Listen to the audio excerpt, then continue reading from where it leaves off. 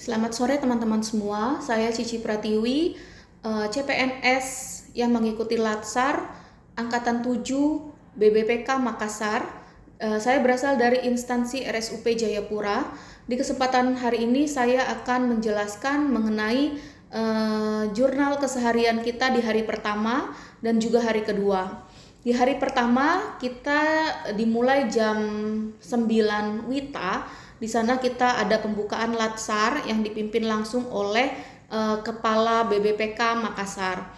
Kemudian di jam 11 WITA kita masuk ke overview kebijakan penyelenggaraan pelatihan dasar CPNS yang dibawakan oleh Bapak Irwan dari BBPK Makassar. Dalam overview ini kita dijelaskan mengenai dasar hukum dilakukannya Latsar, kemudian kurikulum Latsar itu sendiri yang berupa pertama kita akan belajar mengenai sikap perilaku bela negara. Kemudian yang kedua kita belajar aktualisasi nilai-nilai dasar PNS.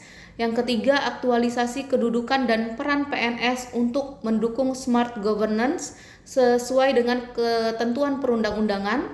Dan yang keempat ada habituasi atau aktualisasi yang harus kita lakukan di instansi masing-masing. Kemudian dalam overview ini juga dijelaskan mengenai 12 kode sikap perilaku yang harus kita lakukan dalam pelatihan Latsar ini. Kemudian acara berikutnya dilanjutkan dengan penyampaian materi mengenai kebijakan pengembangan sumber daya manusia, aparatur, dan nilai-nilai ASN. Dibawakan oleh Dr. Gigi Diah. Dalam hal ini kita diberitahu tentang fokus pengembangan SDM, yaitu adaptasi teknologi, kolaborasi lintas sektor, dan long life learning. Dan juga dibahas mengenai transformasi kesehatan, di mana pengembangan SDM kesehatan merupakan salah satu pilar dari transformasi kesehatan. Transformasi kesehatan ini dibuat sejalan dengan visi presiden kita, yaitu Astacita, untuk membangun masyarakat yang sehat, produktif, mandiri, dan berkeadilan. Kemudian acara berikutnya dilanjutkan dengan penyampaian materi mengenai transformasi kesehatan. Dan di materi transformasi kesehatan ini disampaikan 6 pilar transformasi kesehatan.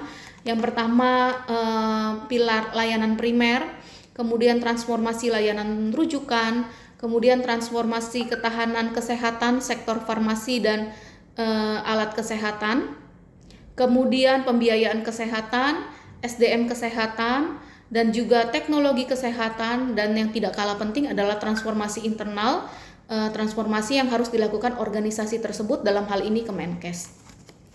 Kemudian acara selanjutnya dilanjutkan dengan dinamika kelompok.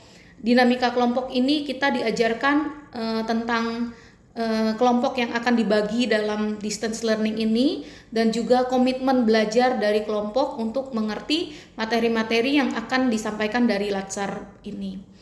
Dan kemudian di hari kedua kita mulai dengan olahraga, dengan ibadah pagi, dan saya ditunjuk sebagai pemimpin untuk ibadah Kristen. Dilanjutkan dengan olahraga pagi, kemudian kami dilanjutkan dengan apel pagi. Di apel pagi itu ada doa bersama, kemudian ada absensi yang dilakukan di apel pagi. Kemudian setelah apel pagi kita melanjutkan dengan kegiatan penyampaian materi agenda 1 sikap perilaku bela negara yang disampaikan oleh Ibu Kartini Yunus. Untuk rangkumannya telah saya sampaikan di video sebelumnya.